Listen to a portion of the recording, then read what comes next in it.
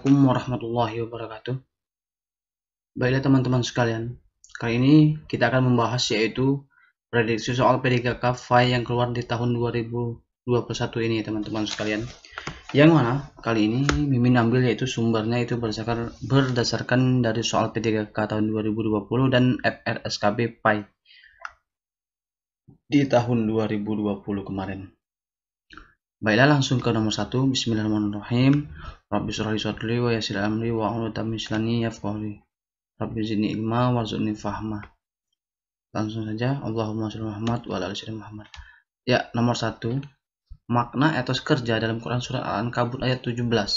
Terdapat A. Kaizen, C. Skilling, C. B. Skilling, C. Free will, D. Fatalism, dan E. Creative. Ya, jadi di sini ya teman-teman sekalian, maksudnya di ini etos kerja ya di surat Al-Ankabut ayat 17. Silakan teman-teman buka lagi, yaitu isiannya yaitu kaizen ya, jadi itu kebaikan. Jadi teman-teman sekalian, soal ini keluar ya di saat SKB kemarin. Dalam dakwah Rasul, nomor 2, dalam dakwah Rasul pernah mengirim surat kepada Raja Yaman. Metode dakwah yang digunakan Rasul pada saat itu disebut dengan metode A. Ammah, B. Fardiyah, C. Bilhal, D. Bilisan, dan E. Bilqalam. Ya, di sini ada kata mengirim surat, yaitu bil qalam ya teman-teman sekalian, yang mana Rasul itu menulis dengan tinta dia. Ya, lanjut ke soal nomor 3. Nomor 3 yaitu perhatikan tabel di bawah ini. Wukuf, ihram, wukuf di padang Arafah, tawaf, sa'i, lempar jumroh, tahallul, mabit pada malam tasyrik. Ya, dari tabel di atas yang termasuk rukun haji ialah, ingat, rukun haji ya teman-teman, kecuali, ingat ada kecualinya ya, yaitu A 1 dan 2, B 5 dan 7, C 4 dan 6, D 2 dan 3, dan E 6 dan 1. Ya, di sini ini masuk ya teman-teman sekalian, semuanya masuk. Ini masuk dalam rukun ya. Yang tidak ada itu ya di sini yang tidak ada ya 5 dan 7, yaitu B teman-teman.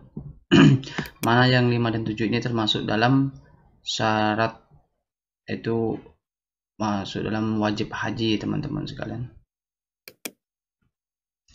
Ya, lanjut ke soal nomor 4 ya.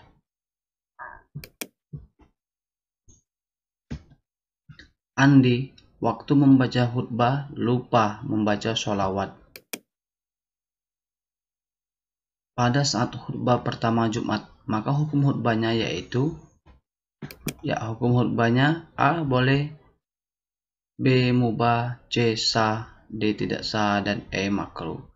Jadi di sini hukum rukun dari sholat Jumat itu, yang pertama itu hamdalah, sudah itu membaca puji syukur kepada Allah, dan sudah itu membaca selawat, membaca ayat-ayat Al-Quran atau hadis. Sesudah itu ditutup dengan doa teman-teman sekalian. Jadi yaitu isian di sini yaitu tidak sah teman-teman sekalian, yang mana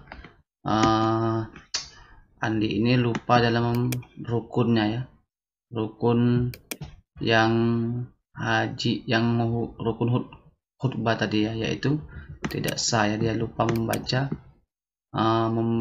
sholawat ya teman-teman sekalian. Ini soal ini yaitu soal FR ya teman, masuk di soal tes CPNS kemarin.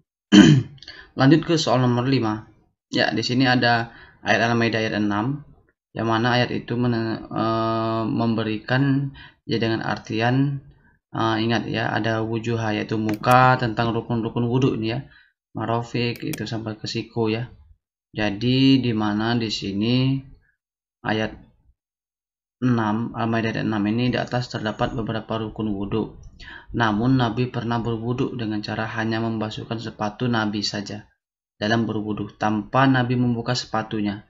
Fungsi hadis tersebut terhadap ayat di atas termasuk dalam A. bayan tafsir, B. bayan takrir, C. bayan tashri, dan D. bayan akli, dan E. bayan tarhis ya. Jadi bayan tafsir ini untuk menafsirkan hadis-hadis ayat-ayat yang mujmal atau umum ya. Kalau yang takrir ini yaitu memperjelas dari Al-Quran. Kalau yang bayan tasyri ini yaitu merubah sesuatu yang telah diatur menurut aturan tertentu. Nah, jadi di sini isiannya yang pas adalah C ya, yang mana Nabi itu merubah aturan tertentu yang mana aturan itu sudah dalam Al-Quran, namun Nabi lakukan ini dalam keadaan yang terdesak atau dalam berperang ya teman-teman sekalian. Jadi fungsi hadis ini yang termasuk dalam bayan tasyri. Kalau bayan akli ini dengan akal, kalau bayan tarhis ini yang mana yaitu keringanan ya, boleh makan bangkai bila kita kelaparan, seperti itu ya teman-teman. Ya ini udah hafal ya, masuk kemarin ya teman-teman. Hadisnya, ayatnya masuk ya. Semoga sama ya teman-teman sekalian. Lanjut ke soal nomor 6. Ya, nomor 6. Wakaf adalah amalan yang tentunya harus dipenuhi syarat-syarat. Amalan yang tentunya harus dipenuhi syarat-syaratnya. Wakaf dianggap sah apabila terpenuhi syarat-syarat wakaf, kecuali, ingat, kecuali ya, banyak kecuali tahun kemarin ya. Barang milik sendiri, B. Barang diwakafkan bersifat sementara, C. Barang yang diwakafkan harus kekal zatnya, D. Dilakukan secara tunai dalam pembinaan hak barang wakaf, E. Penerimaan wakaf orang yang berhak atau petugas yang sah. Jadi di sini yaitu wakaf itu ya kecuali barang yang diwakafkan bersifat sementara, karena barang wakaf itu harus bersifat zatnya kekal ya teman-teman. Jadi ingat kecuali ya. Nomor 7, Pak Tarno orang yang sangat rajin dalam mengembala dombanya. Dan pada suatu ketika di desa Pak Tarno semua rumputnya kering dan tidak bisa memberi makan dombanya. Namun setelah ini Pak Tarno mencari rumput hijau di desa sebelah dan menemukannya. Maka yang dilakukan Pak Tarno termasuk pada takdir A. Takdir mubram, C. Takdir qadar, D. Takdir umri, C. Takdir umri, D. Takdir mu'allak, dan E. Qada ya. Ya di sini yang termasuk ini Pak Tarno ini berubah dari nasib yang buruk ke nasib yang lebih baik lagi ya, yaitu dimana yaitu takdir mu'allak ya, yang mana dilakukan saat Umar bin Khattab itu perang karena di satu lembah itu ada wabah. Salah satu sahabat itu menerangkan bahwa kita terima saja takdir dari Allah, kata Umar bin Khattab, saya akan merubah takdir ini, yaitu merubah dari takdir yang buruk ke takdir yang lebih baik lagi atau terhindar dari wabah tersebut. Jadi yaitu takdir mu'allak ini bisa dirubah dengan kekuatan doa dan juga ikhtiar ya teman-teman sekalian. Ya lanjut ke soal nomor 8. Rangkaian hubungan orang-orang yang meriwayatkan atau menjadi sandaran suatu hadis atau sunnah ialah A. Rawi, B. Sanad, C. Matan, D. Rajul hadis wa sunnah, dan E. Wurudul hadis wa sunnah. Ya, jadi di sini isiannya yaitu ya ingat ada sandaran ya teman-teman sekalian, sandaran suatu hadis yaitu sanad ya teman-teman. Terus ke soal nomor 9. Ayat yang artinya sesungguhnya dia adalah sebatang pohon yang keluar dari neraka jahim. Dengan ayatnya ya. Min dunillahi fahadu wahkum illa sirujilal jahim. Fa yang B itu fatula afaro addu fi sawa'il jahim. Yang ke C itu innaha sajarah. Nah, ingat ada sajarah pohon ini ya. Ya, di sini ingat ada di sini. Ambil kata kunci saja ya teman-teman. Sajarah tahruju fisulil jahim. Tahruju keluar ya. Sajar pohon. Ya, jadi isiannya yaitu C teman-teman sekalian. Kalau yang ini summa inna, nah tidak ada ya. Ya'akum la ilal jahim. Yang kedua yang ke E ini illa man huwa solil jahim. Ya, jadi yang pas itu C teman-teman, nomor 9 ini. Lanjut ke soal nomor 10. Lanjut ke nomor 10, yaitu tokoh penggerak Muslim modern di Mesir. Ingat, tokoh penggerak Muslim modern di Mesir ya teman-teman, Mesir ya. A. Muhammad Iqbal, B. Muhammad Abdu, C. Sayyid Ahmad Khan, C. D. Sayyid Amir Ali, dan E. Jalaluddin Maulana Rumi. Ya, di sini di Mesir itu ya Muhammad Abdu ya teman-teman. Kalau yang di Pakistan atau India itu masih di daerah India dulu, yaitu Muhammad Iqbal, muridnya dari Muhammad Abdu. Lanjut ke soal nomor 11. Tafsir banyak sekali kita jumpai dan seorang pengarang tafsir An-Nur ialah A. Mawardi Al-Mawardi, B. Quraisy Shihab, C. Imam Malik, D. Jalaluddin Asyuyuti, dan E. M. Hasbi As-Siddiqi. Ya, kalau Al-Mawardi ini tafsirnya yang itu banyak tentang kosa-kosa kata itu ya. Kalau Quraisy Shihab itu Al-Misbah, banyak ya. Kalau Imam Malik, Muwatta Malik. Kalau Jalaluddin Asyuyuti itu tafsirnya yaitu Syarah Sayuti. Namun di sini isi yang paling pas yaitu E teman-teman, Muhammad Hasbi As-Siddiqi ya, yaitu tafsir An-Nur. Lanjut ke soal nomor 12. Pak Budi dalam melaksanakan hajinya dengan cara haji dan umroh dia lakukan dalam satu niat dan waktu, termasuk haji akhiran, B. haji ihram, C. haji ifrad, D. haji nazar, dan E. haji tamatu.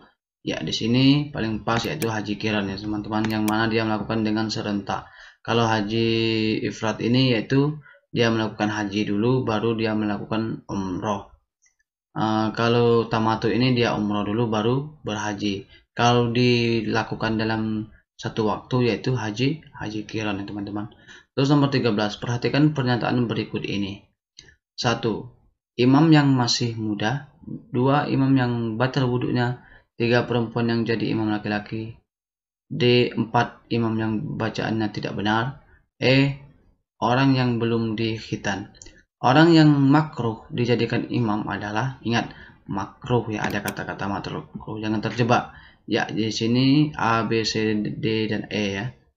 Yang makruh itu bacaannya imam yang bacaannya tidak benar. Jadi ini yang termasuk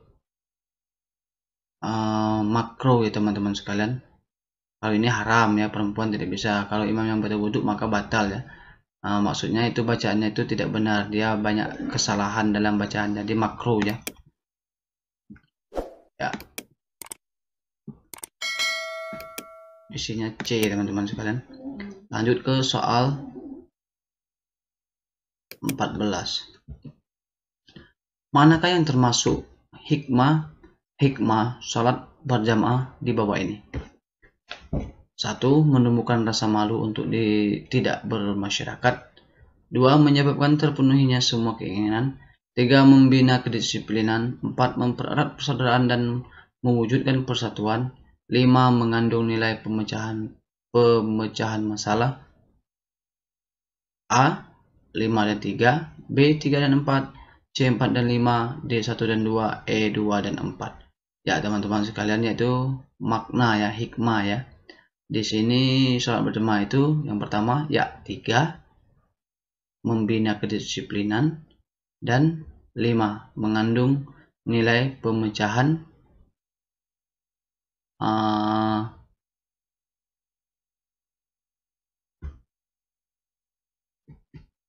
yaitu isiannya yaitu di sini nomor 14 ini ya. Yang pertama itu 3 ya, membina kedisiplinan. Yang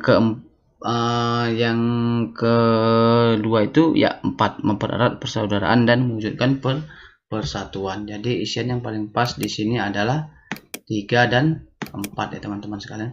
Lanjut ke soal 15. Di bawah ini adalah Rasul yang bergelar ulul azmi, kecuali, ingat ada kecuali ya. Ini soal ini masuk ya, 2 ini di soal P3K ya. Mimin dapat ini soal ini dari yang tes di Padang kemarin ya teman-teman. A. Musa alaihissalam, B. Isa alaihissalam, C. Adam alaihissalam, D. Nuh alaihissalam, dan E. Ibrahim alaihissalam. Ya teman-teman sekalian, isian yang paling pas di sini, ingat ya, yang tidak bergelar rasul, ulul azmi, yaitu C teman-teman, yaitu Adam alaihi salam. Yang mana Adam alaihi salam ini yang Nabi Musa itu termasuk ulul azmi ya.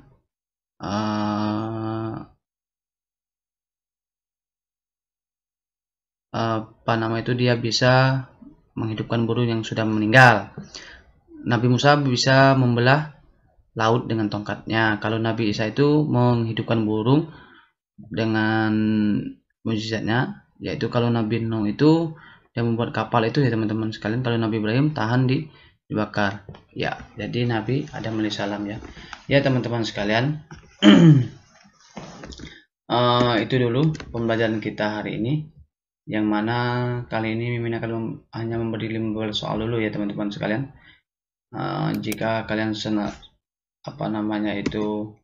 ingin Mimin terus berkarya atau memberi soal-soal untuk kalian, jangan lupa like, subscribe, dan komennya. Serta jangan lupa belajar dengan sungguh-sungguh, karena ikhtiar itu tidak membuat kecewa pada hasil kita ya teman-teman sekalian. Terima kasih. Wassalamualaikum warahmatullahi wabarakatuh.